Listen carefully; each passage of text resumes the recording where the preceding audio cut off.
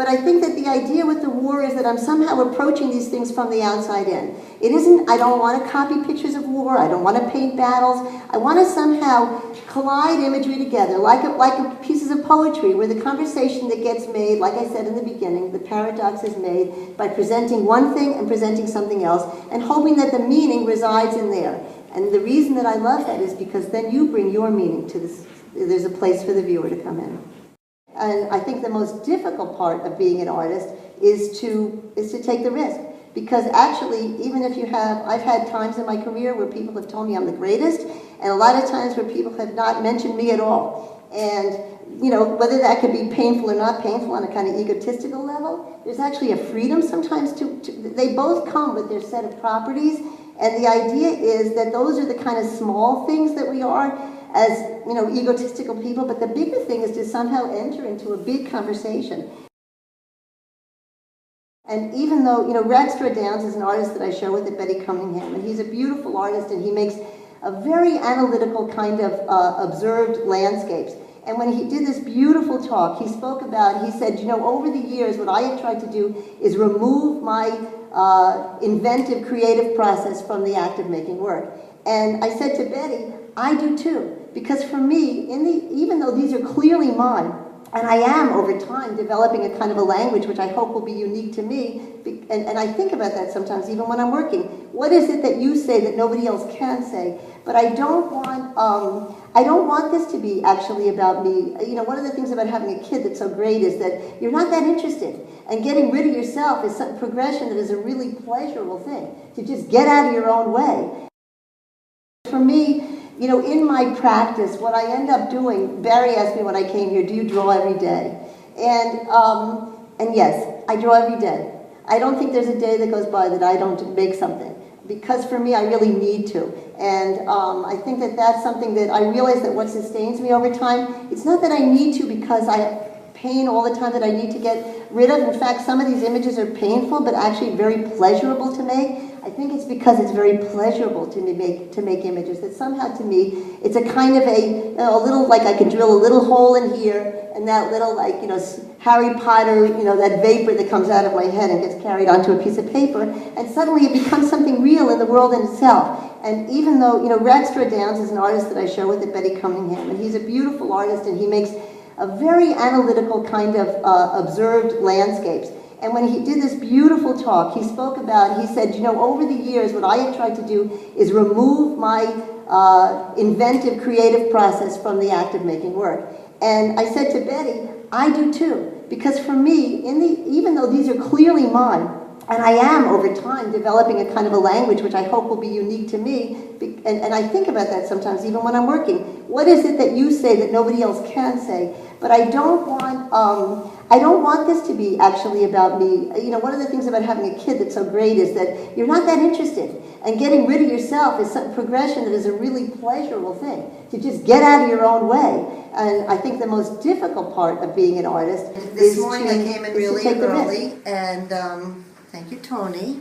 And what I did was I took the roller. It was a kind of a weird thing, but I took the roller and I actually took away some stuff. So it was all entirely additive until today, and it was kind of scary. Like, I just took the roller and I took some stuff out. And I probably will go back in and just maybe articulate one or two things, but as if it went back into the wall. And so for me, I guess if I can shift the process, like that's what I can do. If I make something big, then I make something small. That's what I do to keep the thing. So I don't stand back. But you know, it's funny in here. Like until the walls were lit,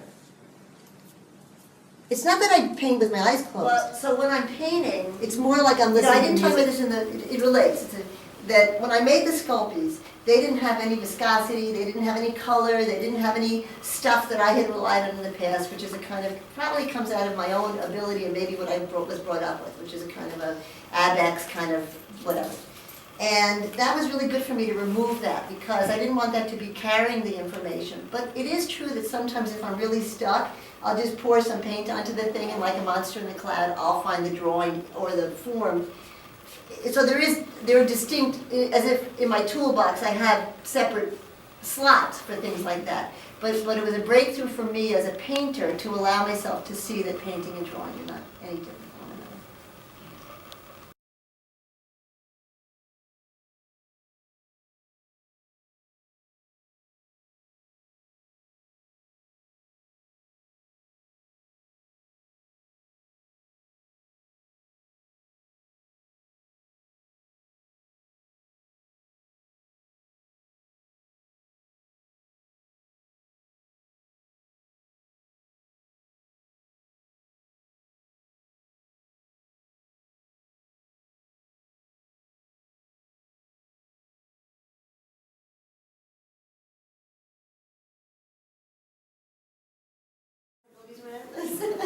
But in here, I would get on the train, and I had my ballpoint pen, and I would just draw, and I had stacks and stacks of these, and it was just a pure stream of consciousness. And even though, like, I would really hate it when the conductor looked over my shoulder, he was like, oh, nice little girl doing her pictures, and then he like comes over and is like, ah, so he was like, I really hated that whole thing. But, you did that yourself?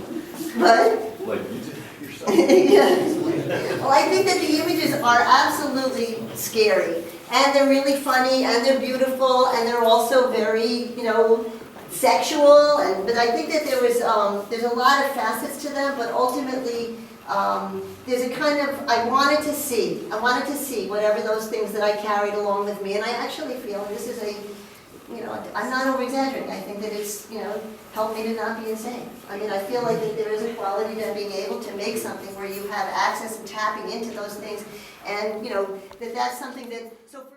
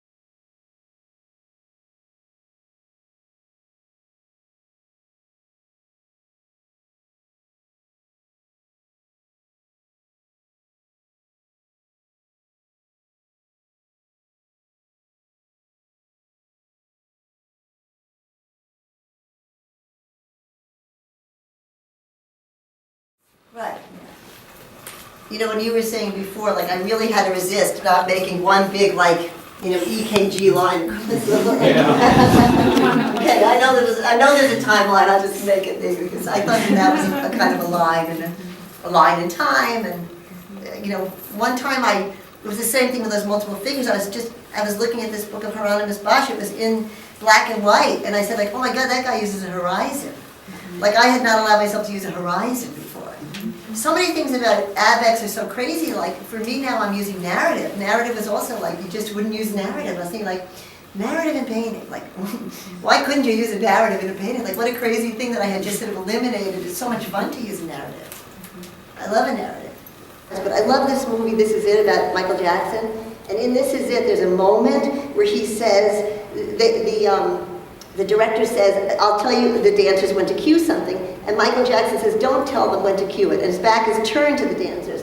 And the director says, how will you know when the dancers are going to move? And he says, I'll feel it.